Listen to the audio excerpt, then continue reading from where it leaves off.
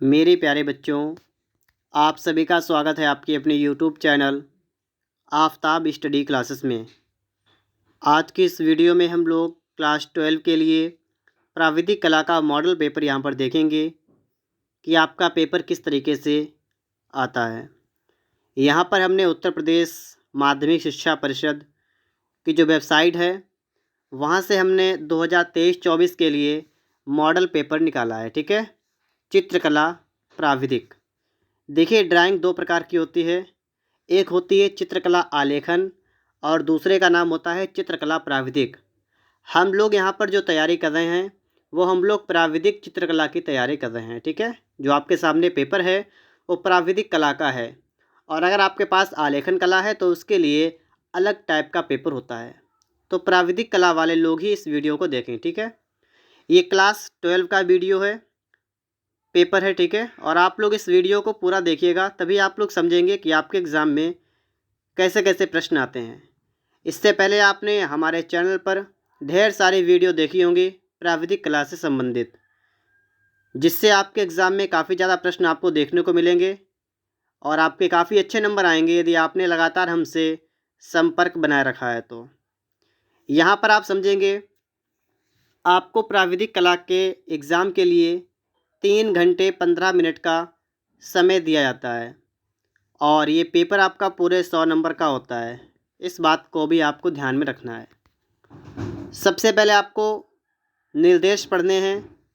निर्देश में यहाँ पर देखिए क्या कहा गया है। नंबर 1, अपना अनुक्रमांक मुख्य पृष्ठ एवं उसमें रखे प्रत्येक ड्राइंग शीट पर स्पष्ट रूप से अंकों और शब्दों में ऊपरी दाहिने कोने पर लिखिए, और कक्ष निरीक्षक से स्पष्ट हस्ताक्षर भी करवाइए।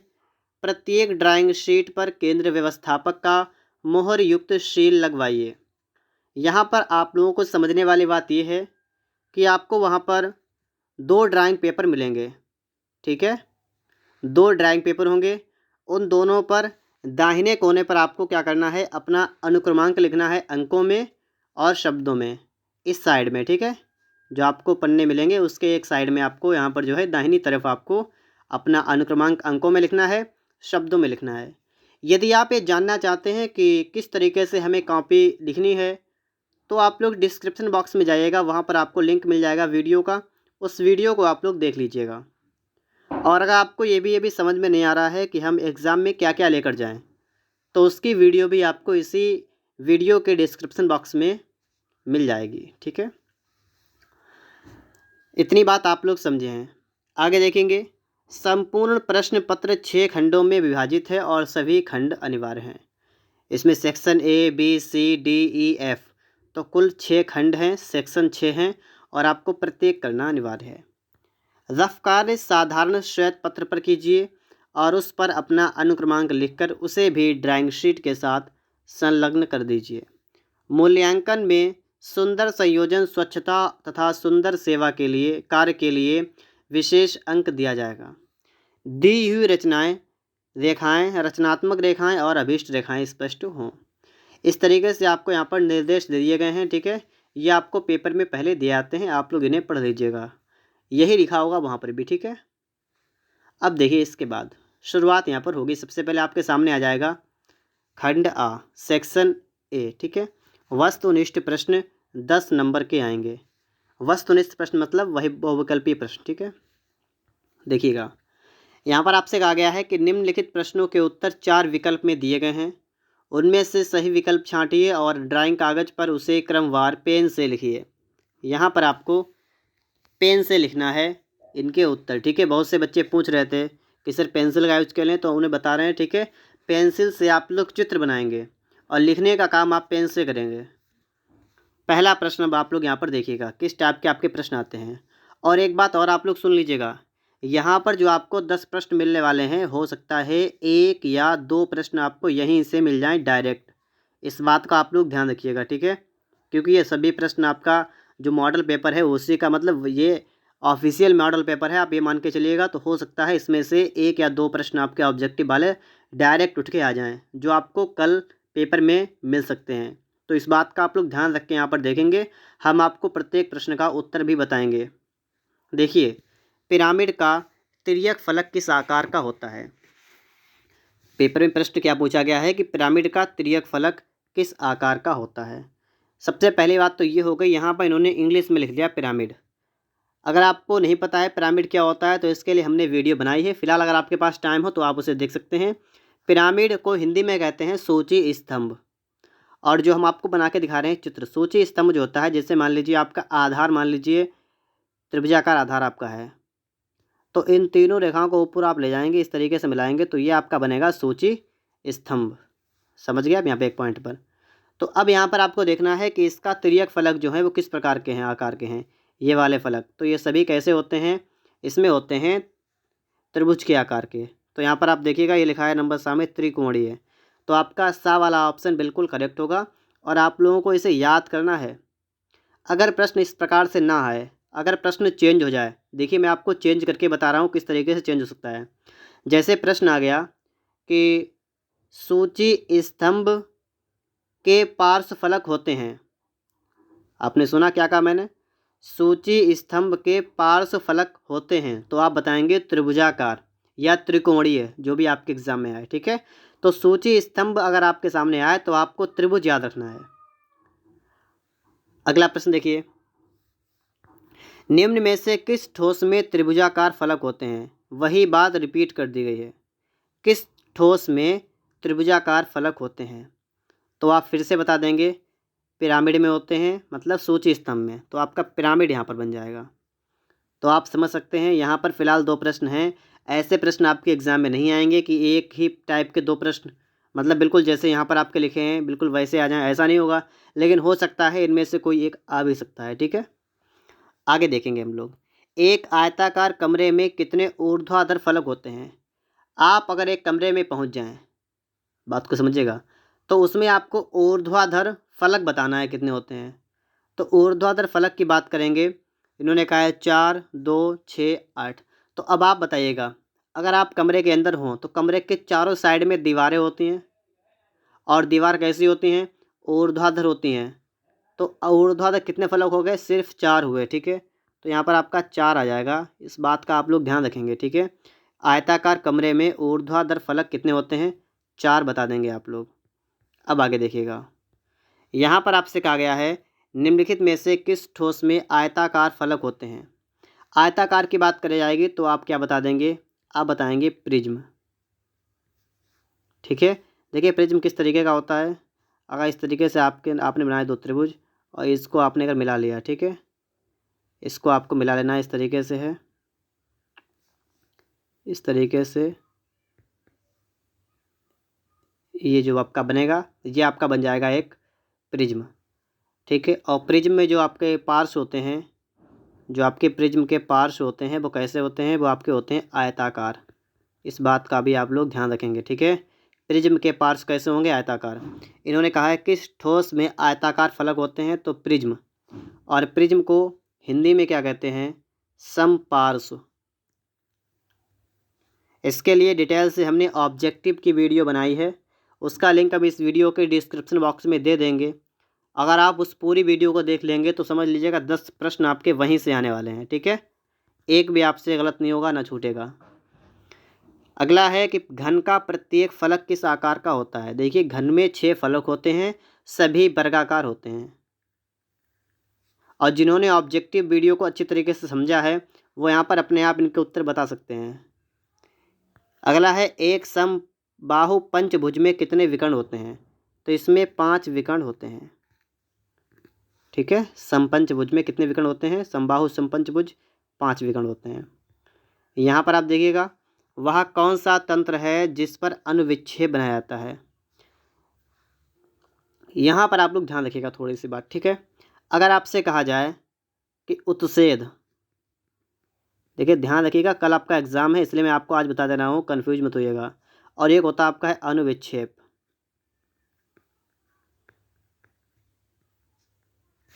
तो उत्सेद जो आपका बनता है वो आपका बनता है ऊर्ध्वाधर समतल पर। ठीक है, याद हो गया आपको। और कैसे याद करेंगे, ऐसे याद कर लीजिएगा, ऊ से छोटा ऊ यहाँ पर भी है, छोटा ऊ बड़ा ऊ यहाँ पर है, तो कोई समस्या नहीं होगी कि उत्सेद, तो आप बता देंगे ऊर्ध्वाधर समतल पर। तो बचा कौन सा, अनुविच्छेद। और ये कहाँ बनेगा, ये बनेगा क्षैतिज समतल पर। तो इसके लिए आपका करेक्ट आंसर हो जाएगा क्षैतिज समतल। हो सकता है जो आपकी जो ऑब्जेक्टिव की 3 घंटे की लगभग 3.5 घंटे की वीडियो हमने अपलोड की है, उसमें लास्ट में ये जो है यहाँ पर ये वाला प्रश्न जो है वो गलत हो सकता है, वहाँ बता दिया हो। ठीक है, मैंने उसकी कमेंट में भी सही कर दिया है और आप लोग यहाँ पर इसी तरीके से समझ भी लीजिएगा और मैंने कम्युनिटी में पोस्ट भी कर दिया है। ठीक है, ताकि आप लोग कन्फ्यूज मत हों। ठीक है, उत्सेद जो है वो आपका ऊर्ध्वाधर समतल बनता है और अनुविच्छेद बनता है क्षैतिज समतल पर। यहाँ से आप लोग इस बात का ध्यान रख लीजिएगा, पेपर में आने के चांस हैं इसलिए बता रहे हैं और यहाँ से आपको पेपर में प्रश्न मिलेंगे भी, ये भी आप लोग ध्यान रखिएगा। अगला है, एक साधारण ईंट का सम्मुख दृश्य क्या होगा। एक साधारण ईंट, जैसे आप किसी दीवार के सामने एक ईंट रखें, ज़मीन में ईंट रखें, दीवार के सामने, दीवार से बिल्कुल सटा कर रख दें और फिर आप उसको सामने से देखें। आप उसको जब सामने से देखेंगे तो आपको आयत दिखाई देगा, आयत। आपको ये सिर्फ सोचना है। ठीक है, और चाहें तो आप प्रैक्टिकली रख के भी देख लें तो आपको सामने से आयत दिखाई देगा इस तरीके का, ऐसे आपको दिखाई देगा। बस यहाँ तक आपने बात को समझा है। अगला है कि एक घन में कितने फलक होते हैं।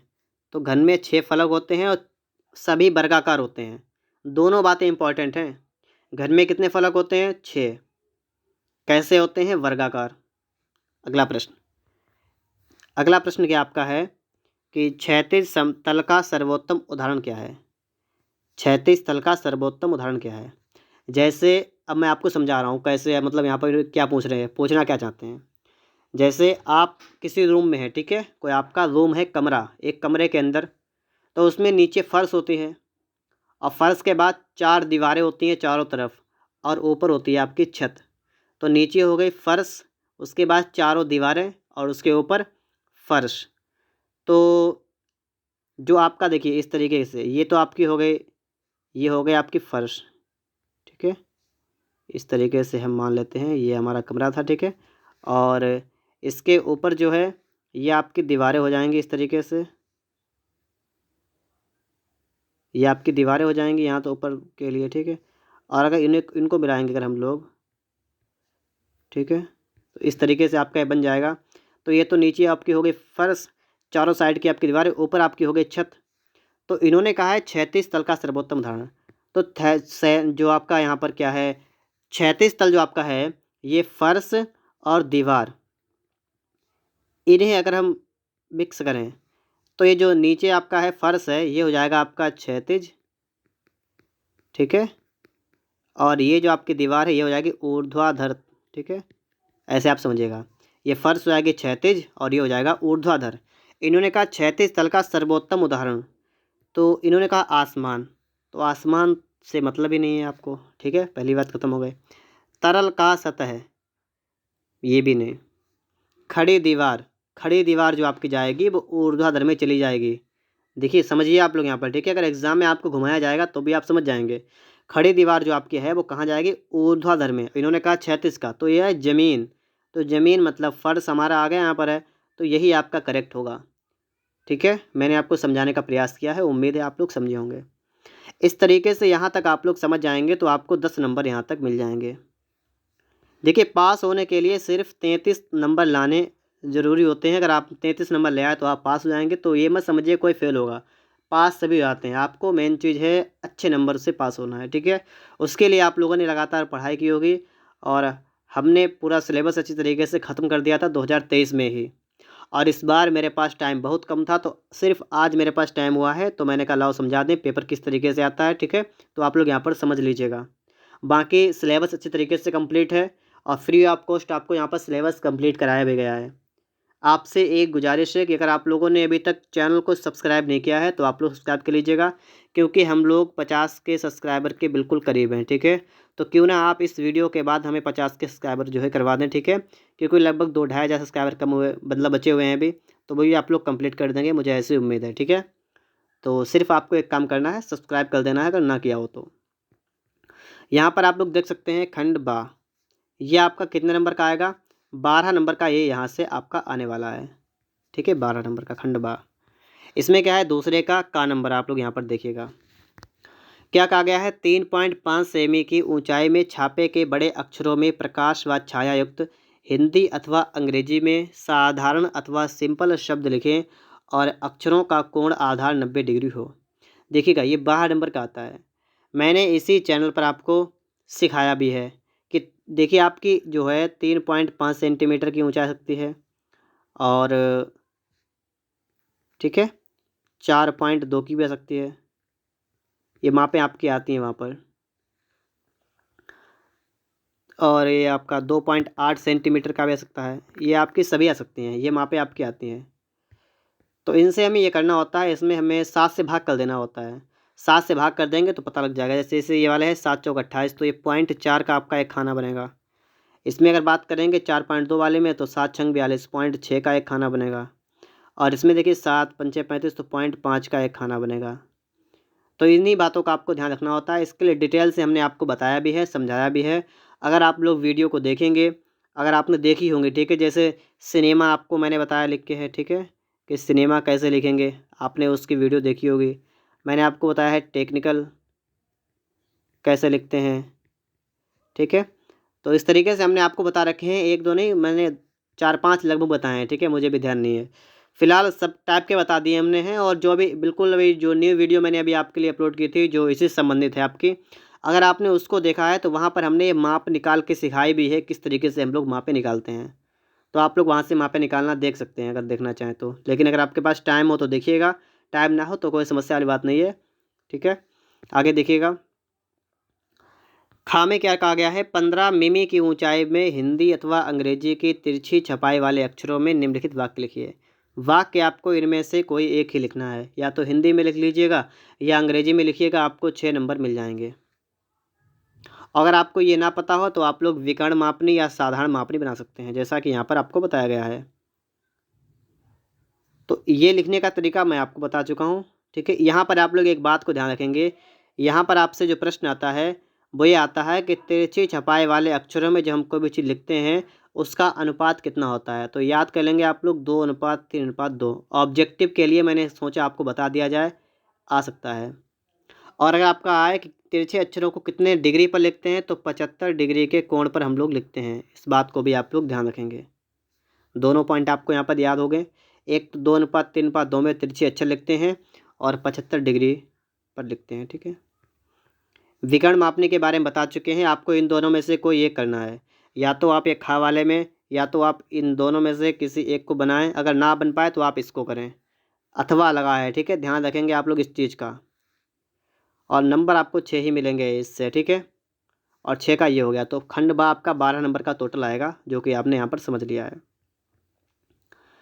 खंड सा की बात करते हैं, इसमें भी आपके 2 प्रश्न होंगे, अथवा में एक करना होगा। 16 नंबर का ये आता है, ठीक है। तो इसमें आप लोग एक चीज़ ध्यान रखिएगा, जो आपका सेक्शन सी होता है इसमें आपके क्षेत्रफल से संबंधित प्रश्न आता है। कहने का मतलब है कि या तो आपसे ये कहा जाएगा त्रिभुज के बराबर चतुर्भुज बनाइए, पंचभुज बनाइए, षटभुज बनाइए, ठीक है। इस तरीके से आपका जो है आ सकता है कि समपंचभुज से त्रिभुज कैसे बनाएं, वृत्त के बराबर त्रिभुज कैसे बनाएं, ये या तो आ जाएगा। और यही प्रश्न आते भी हैं। और एक आपका जो है दीर्घवृत्त होता है आपका, उससे संबंधित आता है। देखिए पिछली बार आपके दोनों प्रश्न थे आपके दीर्घवृत्त से संबंधित, ठीक है। और लेकिन इस बार क्या है, इस बार आपका दीर्घवृत्त आ भी सकता है, नहीं भी आ सकता है। क्षेत्रफल आने के ज़्यादा चांस हैं। जैसे इन्होंने यहाँ पर कहा है कि 8 सेमी व्यास के वृत्त की रचना कीजिए और वृत्त को अर्धवृत्तों द्वारा क्षेत्रफल में 4 बराबर भागों में विभाजित कीजिए। तो देखिए क्षेत्रफल से आने के चांस इस बार बन रहे हैं, ठीक है।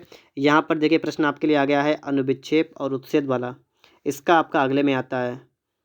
जिस समय आप समझ गए यहाँ पर है क्षेत्रफल दीर्घवृत्त। आगे यहाँ पर देखिएगा, ये देखिए दा नंबर आ गया। 16 नंबर के प्रश्न होता है, इनमें से कोई एक करना होता है।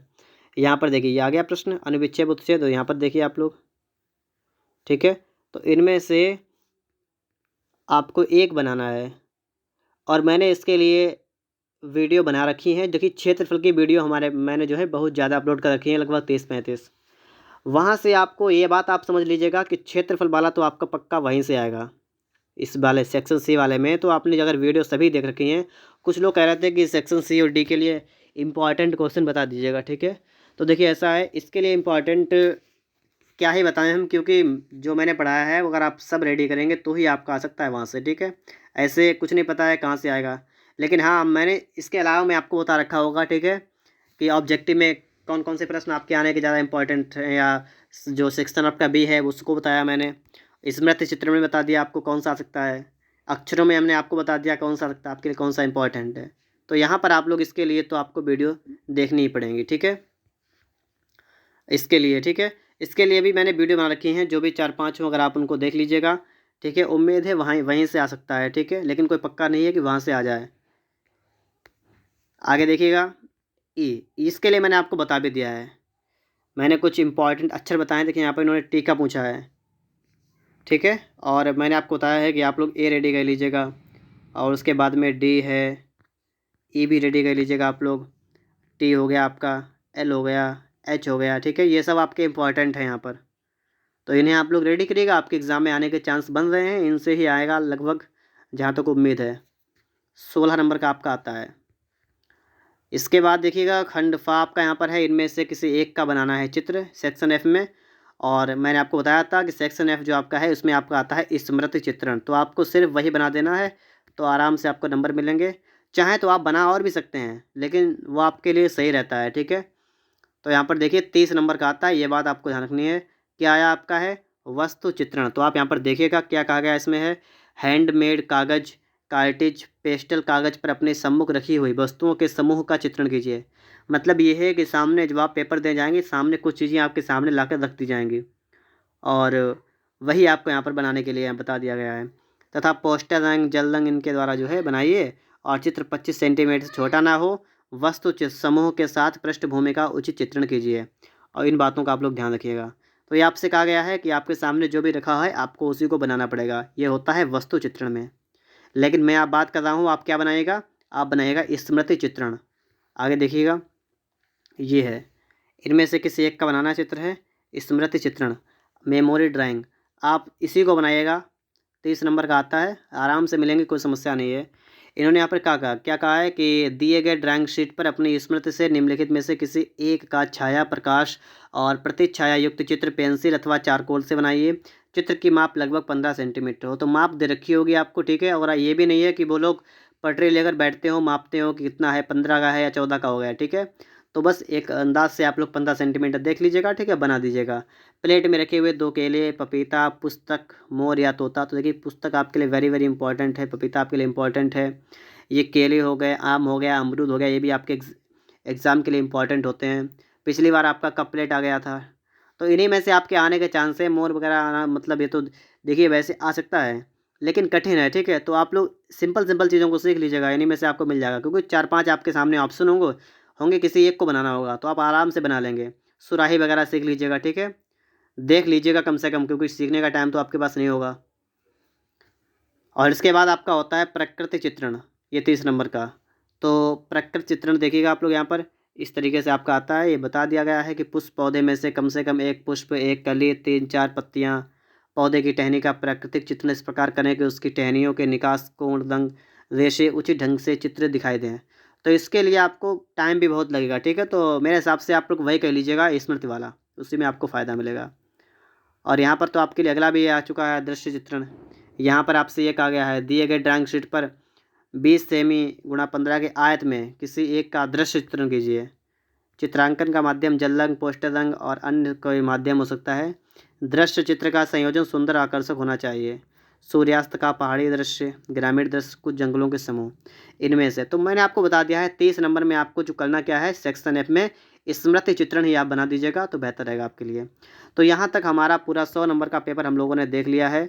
उम्मीद करते हैं कि आप लोगों को वीडियो पसंद आया होगा। अगर आपको वीडियो पसंद आया हो तो आप लोग वीडियो को लाइक करिएगा। देखिए चैनल को सब्सक्राइब आप लोग जरूर कर दीजिएगा, ठीक है, क्योंकि लास्ट बार आप लोग देख रहे हो सकता है इसके बाद आप लोग वीडियो आप लोगों को ना मिले, और मिल भी सकती है, ठीक है। लेकिन आप लोग चैनल को सब्सक्राइब जरूर कर दीजिएगा, ठीक है। और कमेंट बॉक्स में आप लोग बता भी दीजिएगा कि आपको ये वीडियो कैसा लगा है। उम्मीद करते हैं आप लोग इतनी बात को मेरी मानेंगे, ठीक है, सुनेंगे और चैनल को सब्सक्राइब भी करेंगे। मिलते हैं नेक्स्ट वीडियो में किसी नेक्स्ट टॉपिक के साथ।